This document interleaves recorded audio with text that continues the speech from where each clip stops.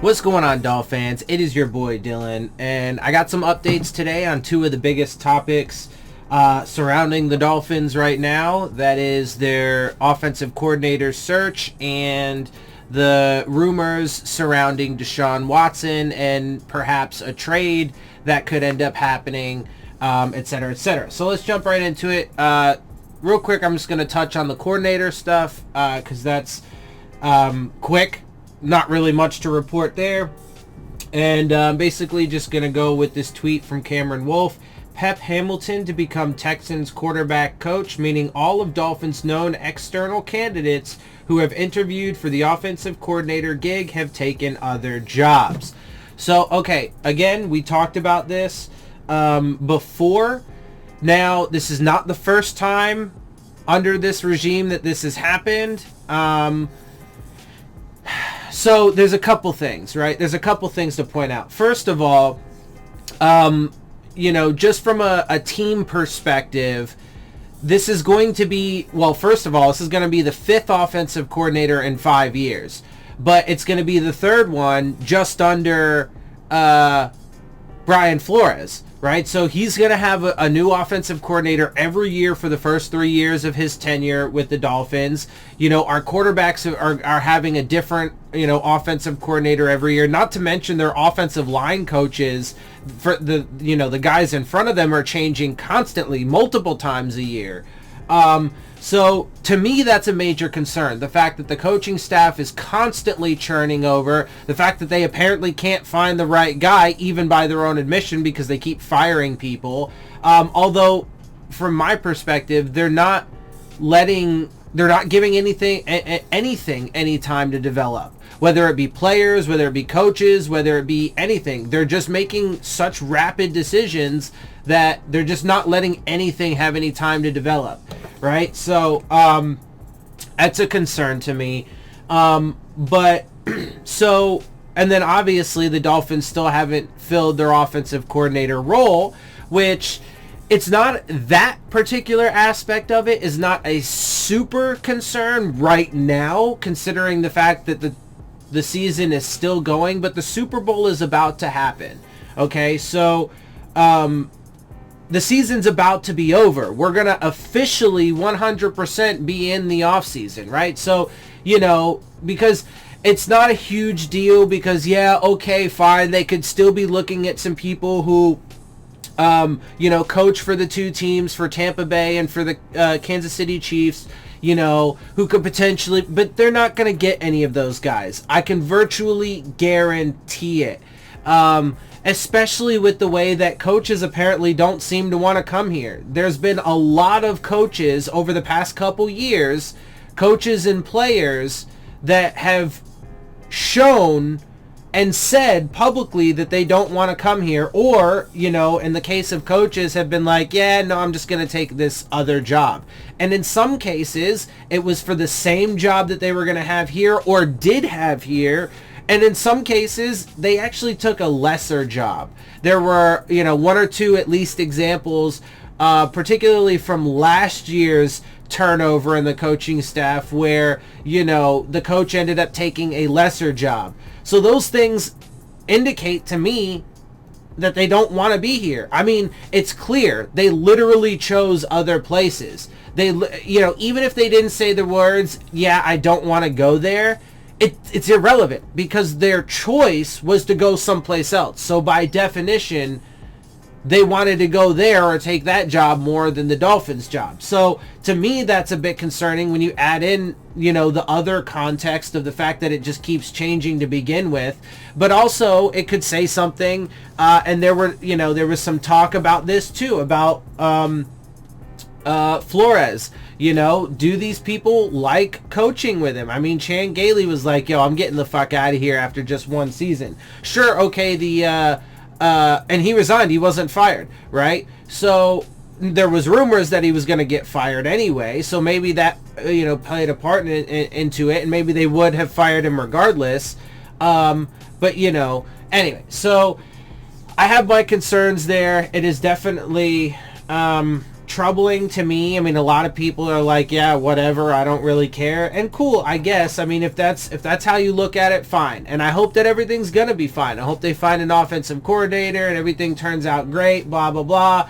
But I am extremely skeptical, and I have definitely some pretty big concerns regarding all of this, regarding the constant turnover, no consistency, no ability to build culture, chemistry, or cohesion, right? The fact that they can't seem to fucking get the right guy in any of these fucking coaching positions. The fact that apparently people don't seem to really want to come here. Now, of course, there are some players. I mean, Deshaun Watson, which we're going to talk about in a minute, says one of his top spots is Miami. So to be fair, there are some people. But from my evaluation, it seems to me, now this is just purely speculation and whatever, in my opinion, to be clear, but it seems like Deshaun Watson, for example, doesn't really know. Like, I just don't think he knows better, right? Because part of the reason why he says he wants out of the Texans is because of the fact that they're not handling social justice issues properly, right? Well, boy, oh boy, and he says that, he's got respect for Brian Flores and shit, and boy, oh boy, is he gonna realize pretty soon that's everywhere in the NFL. Literally, that's every single fucking team in the NFL. Why? Because all of the owners are racist, capitalist pieces of shit. They literally only care about their money and nothing else.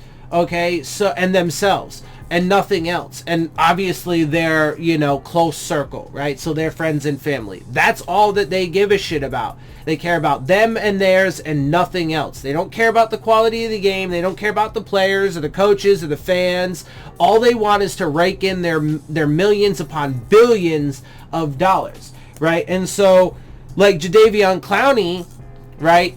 Now, it didn't have anything to do with social justice or anything like that.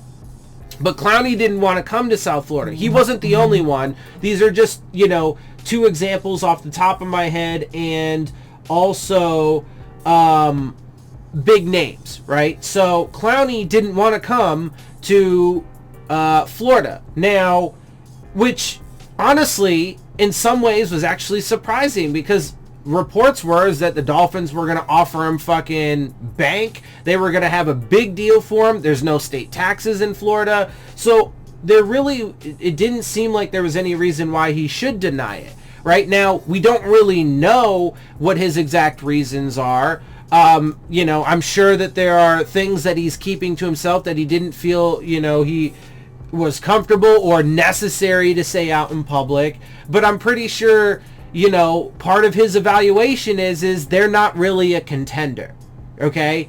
And because Clowney wanted to go somewhere where he felt like he was going to be a contender, right? And so he was able to see the Dolphins for what they are, at least last season, right? Now, they surprised and made it 10-6, but that certainly wasn't the expectation. And why would you? A team that just tanked the previous year, okay, fine, they got their quarterback, but look what he did, right? Like, it was underwhelming to say the least when he was in. So, the point of that is that, everybody's life is different, their perspective is different, the information that they have is different. Clowney's, probably had a little bit more experience at this with and has been a few more places than Deshaun was. Not to mention he was also part of the Texans organization, so he already kind of knew what was going on there, and they let him go already. So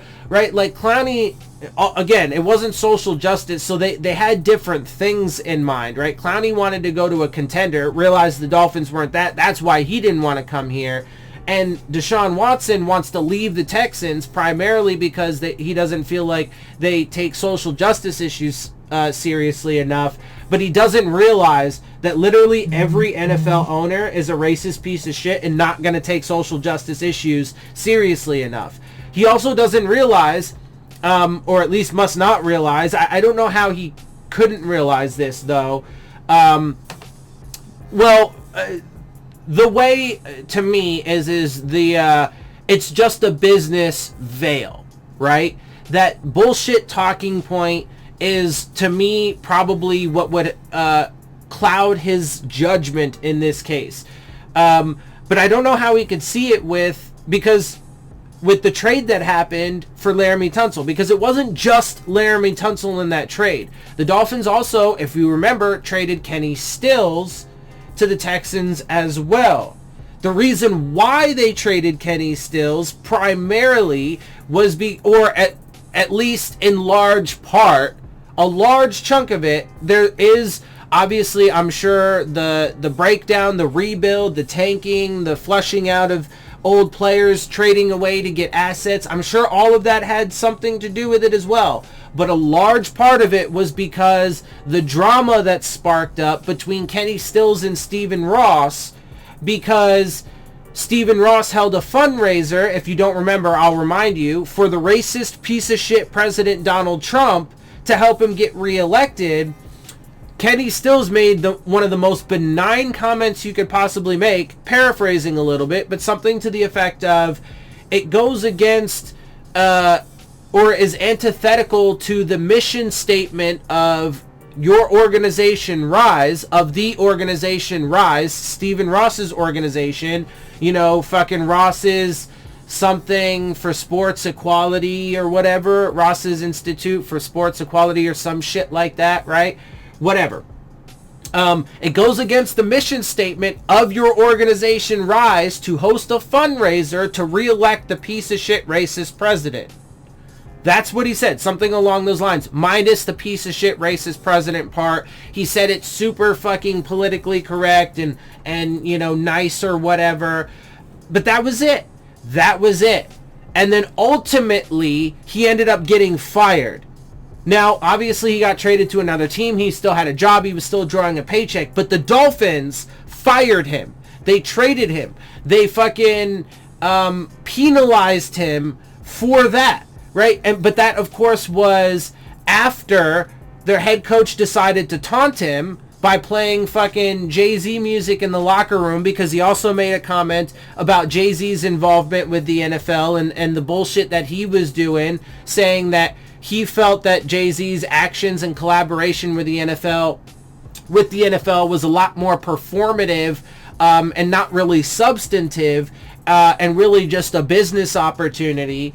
Anyway, so, right, and so he taunted him, and then let's also remember his comments. So yes, it was true that at some point he had said, oh, I'm a black man in America and I've had those experiences, which I completely believe he has. He's a black man in America, not taking that away from him. The problem is, when you say that, oh, I've had those experiences and I support this guy, when that's your third statement and you've clearly shown that you disagree with his stance, it kind of falls flat and it doesn't really mean anything. Because the very first thing that he said was, I wish he would have talked to Stephen Ross first.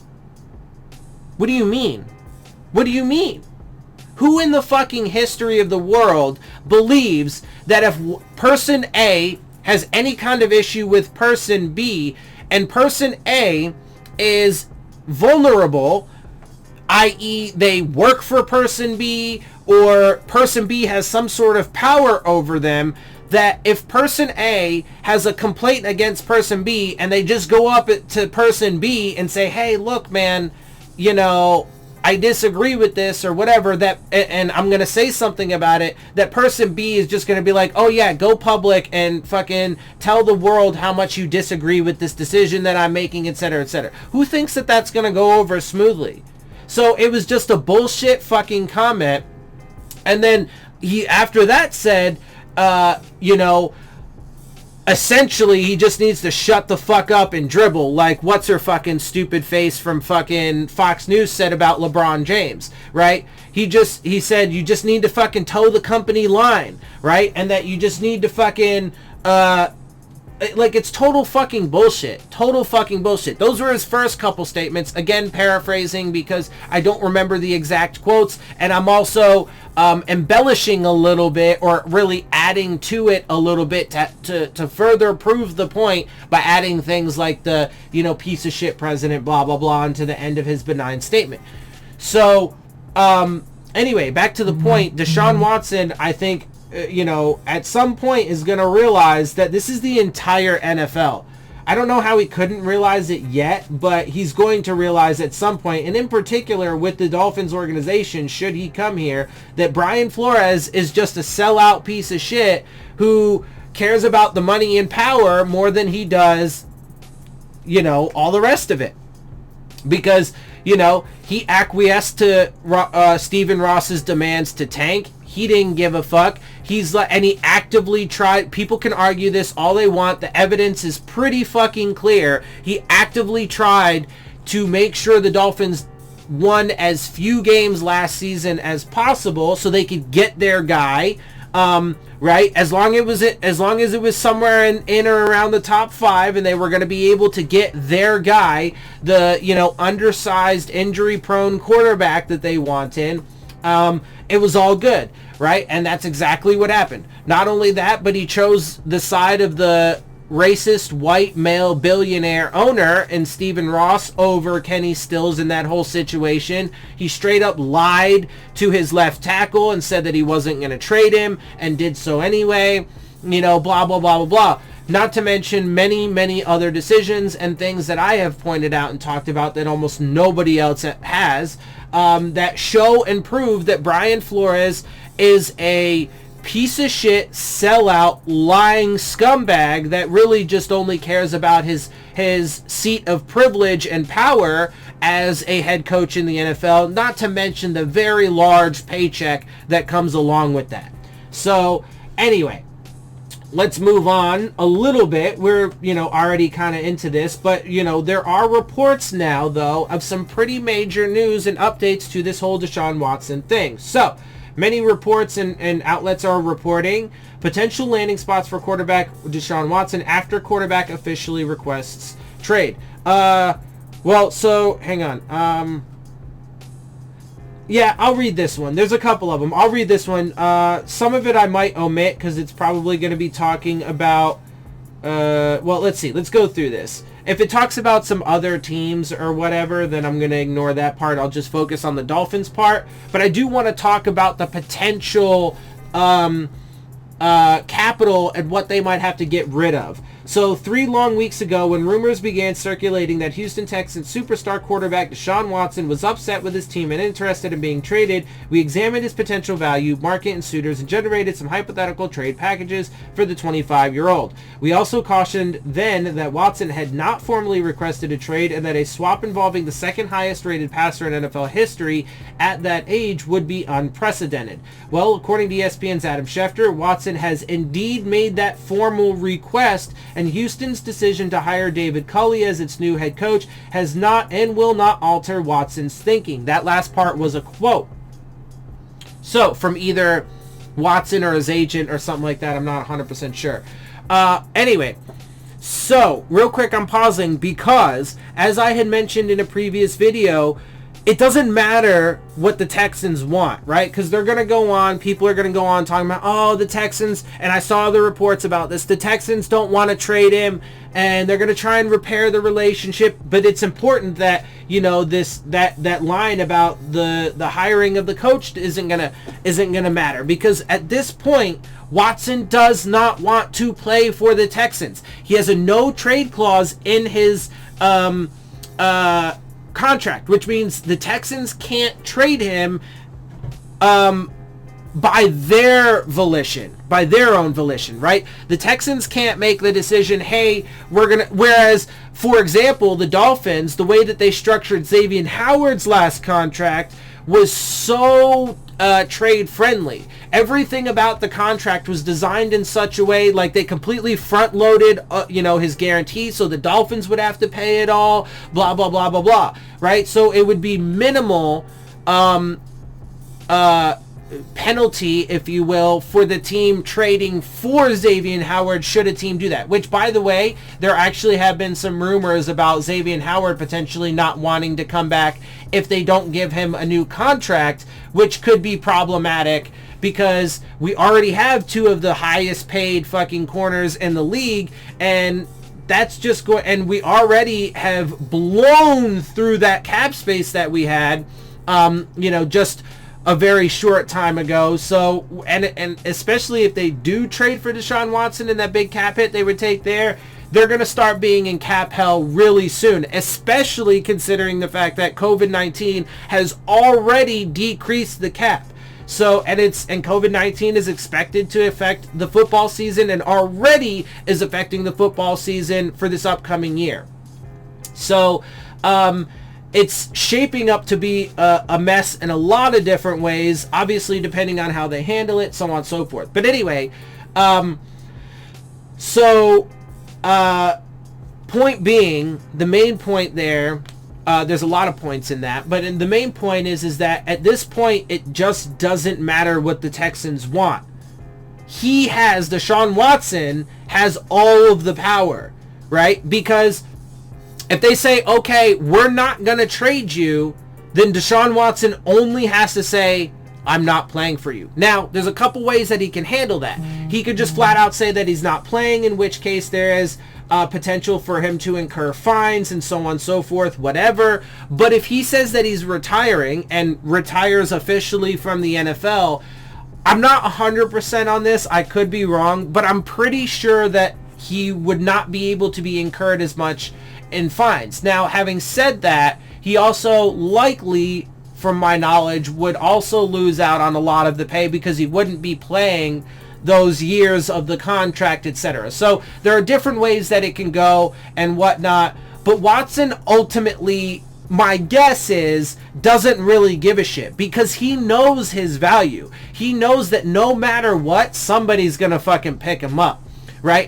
And not only pick him up, but pay him the kind of money that he wants, right? So he's not going to worry about getting those fines or losing out on those years of the contract that he would have otherwise gotten should he decide to retire, right? Because he's just going to go someplace else. So Watson has one, but also Watson, because of that trade clause, has 100% say on where he goes. Right, so he can veto any place that the Texans try to trade him to if he doesn't want to go there. Right, so Watson has 100% control of this situation.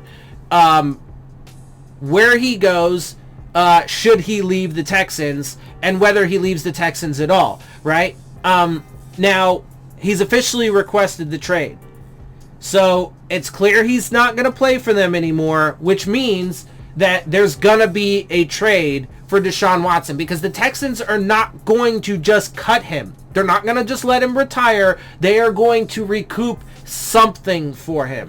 Now, in my opinion, the Dolphins are likely to be the best spot because of the fact that they can get Tua from the Dolphins, so they will at least have a quarterback. Even if they don't necessarily believe that he could be their guy, it really actually doesn't matter because of how much they would be able to get from the Dolphins, right? So we're going to get a little bit more into this in a minute or as we go through, but the Dolphins could end up giving the Texans Tua so they could have a quarterback. They could get the 3rd round pick from this season, this upcoming draft, the one that is technically the Texans pick that we got from them in the trade for Tunsil. And Stills or whatever, right? So they could get that pick back. So if they really wanted to, they could take a quarterback there, one of the top guys in this draft, and then have, the the body bag, sort of, no disrespect to, I'm sorry, that is Tua in that trade, just in the overall context based off of what they would get, right? So it'd just be an extra body, right? And they could have 2 first-round quarterbacks to, even though I personally disagree with this, but they could have they could have him and, they could have Tua and like Justin Fields or whatever, to compete for the franchise title, right? But they could also end up getting the Dolphins' 18th overall pick. They could get a first-round pick from next year. The year after that, they could get the Dolphins' second-round pick that they got from the Texans in that trade, which is the 36th overall pick from this season. They could get another second-round pick from next year. They could get literally all of that, right? There's potential for that. They could get a haul. They could get the fucking farm, the house, everything you own. They could get it. And they would have so much draft capital that they could take a fucking quarterback high in this draft to compete with Tua and not really give a shit about it. Especially because they actually do have plenty of pieces around the team to help them build up around whichever guy that goes in. And so they are going to want to recoup as much as they possibly can. With that in mind, and with the dynamics of the potential quarterback market changing elsewhere, we've updated that analysis with a slight change to some of the possible landing spots, including the addition of the New York Jets, who were considered by many to be an omission for the first time around. But apparently he really likes Robert Saleh, who is now the new head coach there, so that could play a part into it. But that's the thing, though, too, is Stephen Ross gonna, and I mentioned this before, would he be willing to see Deshaun Watson go to the New York Jets? Or is he going to be like, look, Deshaun Watson at all fucking costs. Give him Tua, give him the 3rd and 18th overall pick from this year, give him our first round pick from 2022 and 2023, give him the 2nd round pick, 36th overall this year, and a 2nd round pick from next year. That would be 4 first round picks, 2 second round picks, and Tua. Give him. Go. Give it to him.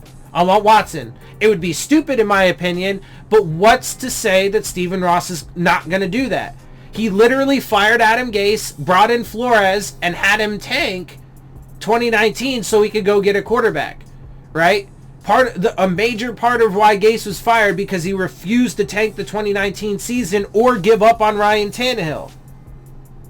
Interesting. So, and then Brian Flores came in and acquiesced immediately. They tanked the season so they could go get a guy, right? He's getting older. He wants a winner in his lifetime, which he's not going to see because he's the problem, which of course I know he doesn't believe that, but it's because he can't make a proper decision to save his fucking life when it comes to football, right? So, but who's to say that Stephen Ross isn't going to push for that?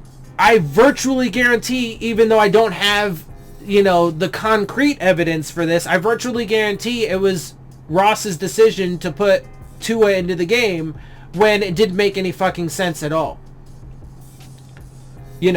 But part of that could have been because they wanted to evaluate to see if they were going to need to take a quarterback high in this upcoming draft. Right? And God knows that them saying they're going to stick with Tua doesn't mean shit, and they really could just be saying that just so that way, just in case they end up going with Tua because maybe they can't get Watson, or maybe, they don't get a quarterback that they want, high in the draft because of another reason or whatever, and they just end up sticking with Tua because that's how it played out. They, want to just fucking cover their bases so that way they don't upset the guy or whatever. It's just a fucking bullshit fucking merry-go-round of crap. Anyway, but who's to say that fucking Ross isn't going to push for that? I think he would, frankly. Let's see. What should Houston expect in return? In the last quarter century, no quarterback below age 29 with multiple Pro Bowls on his resume has been traded. Watson is a 3-time Pro Bowler at the age of 25 and was the highest rated passer in the AFC this season. So there isn't much of a precedent. And that's why the Texans could get 4 first-rounders, 2 second-rounders, and Tua from the Dolphins. Let's see, especially with how much people put into the quarterback position, both philosophically and resources. There have, however, been trades involving superstars in recent years. In 2019, the Jags got 2 first-round picks and a 4th-rounder for the Los Angeles Rams standout corner Jalen Ramsey. And earlier that year, the Texans surrendered 2 first-round picks and a 2nd-round selection to the Miami Dolphins as part of a huge trade package that sent left tackle Laramie Tunsil, wide receiver Kenny Stills, and a pair of 3-day draft picks to Houston. The Texans also gave up defensive back Johnson Batamosi and offensive tackle Julian Davenport in that deal. The Texans won that deal, absolutely. And especially if they manage to trade Deshaun Watson to us and get their 1st and 2nd round picks from this draft back on top of a bunch more fucking draft capital, they will 100% have won that, unquestionably. Finally, in 2018, the Chicago Bears essentially paid 2 first-round picks to land elite edge defender Khalil Mack from the then Oakland Raiders. 2 first-rounders would almost certainly be the starting point in trade discussions between the Texans and the teams we're about to list, and realistically, depending on if other players are involved or where exactly in the first round the suitor is picking, we could be looking at a package involving 3 first-round picks or similar draft capital. Some may believe the price tag will be even higher, but it's important to consider that Watson has a say as a result of his no-trade clause. The rest of the league knows he's forcing Houston's hand, and he's the 2nd highest paid player in league history. Hold on, pause there. So he mentioned a bunch of things. Watson has already said that he would and would like to go to the Dolphins. So here's what we know for sure. Watson does not want to play and is not going to play for the Texans. The Texans are not just going to cut him. They are going to trade him and get some kind of capital back. He would go to the Dolphins and would like to go to the Dolphins.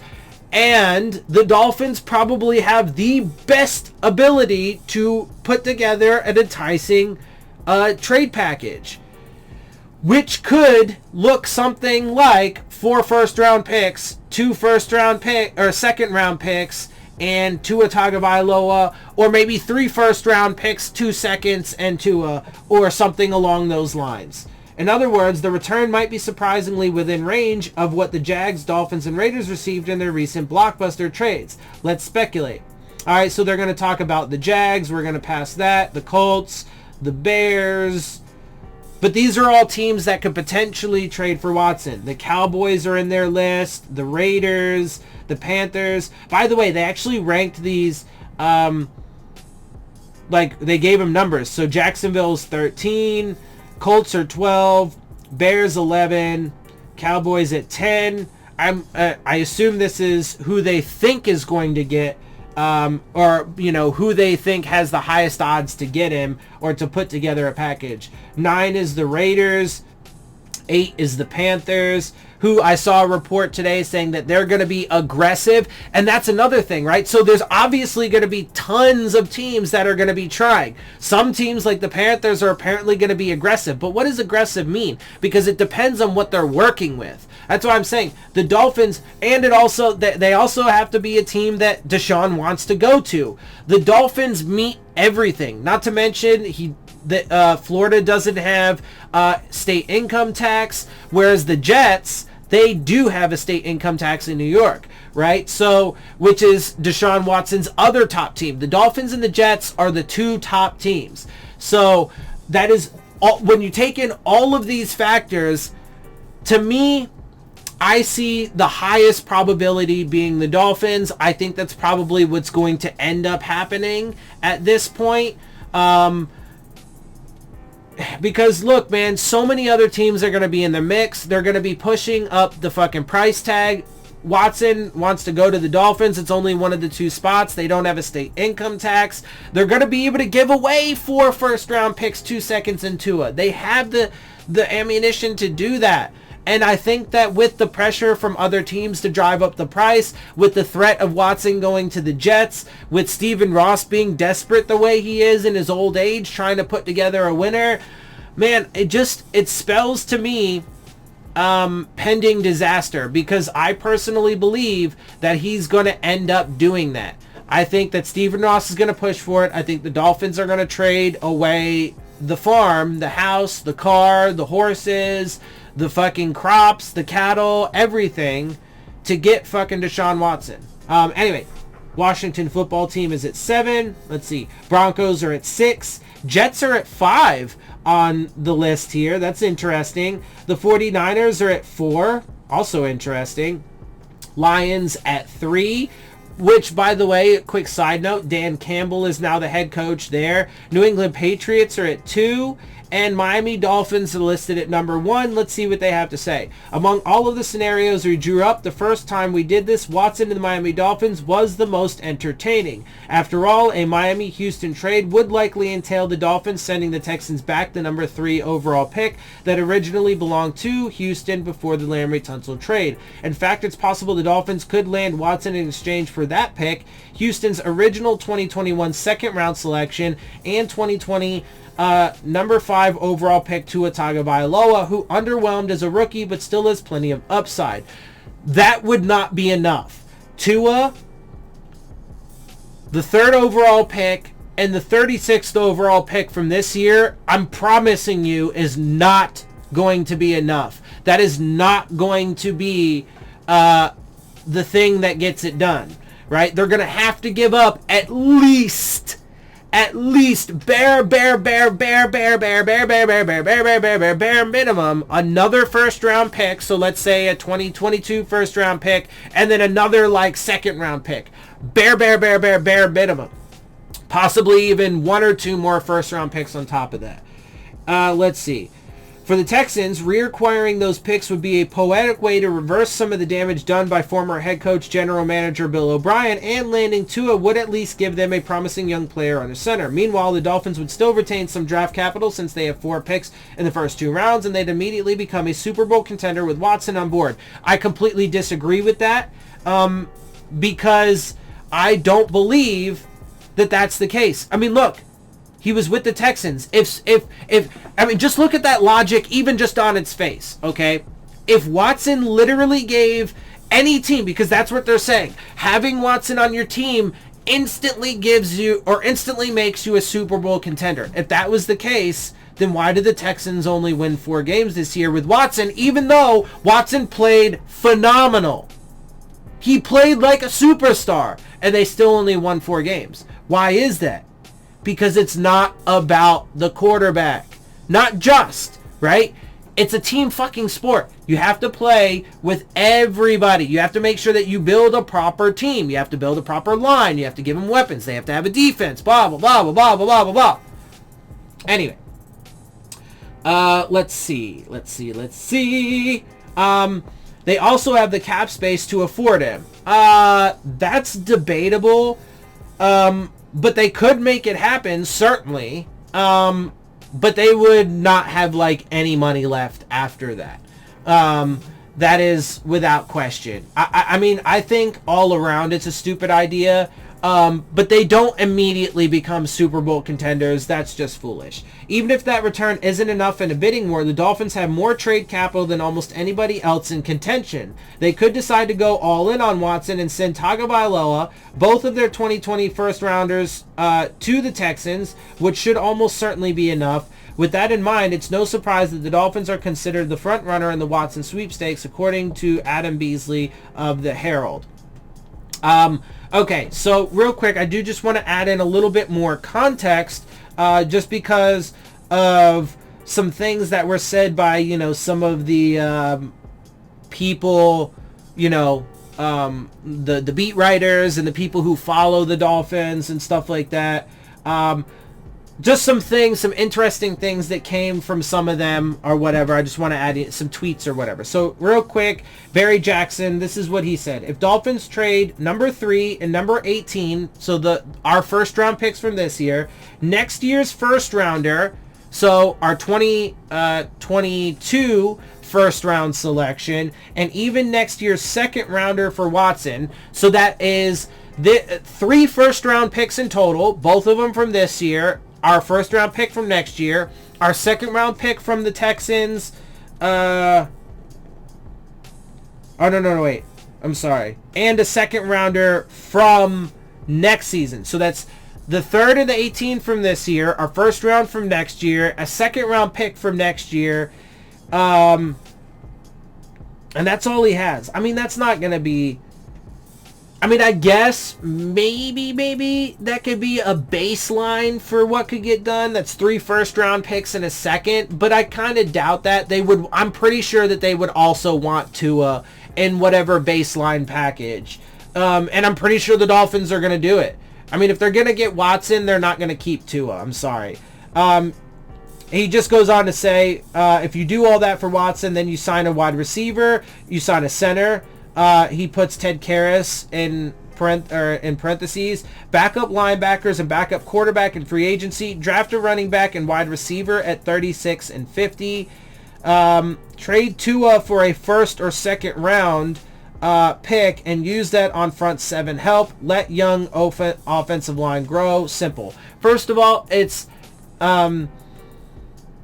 nothing's ever really that simple, right? Like I always say, you just do this, blah, blah, blah. And I think I'm generally right. But, you know, it's obviously nothing's ever that simple. There's always things that can go into it. But first of all, I don't believe that that's how the trade package would go. I'm pretty sure Tua would go in that package. But then, again, though, even in this, he says that, okay, in that case, you're getting fucking Watson. And then you're going to get rid of Tua. But if they got rid of Tua, I'm not sure if they get a first round. Maybe they do. But if they...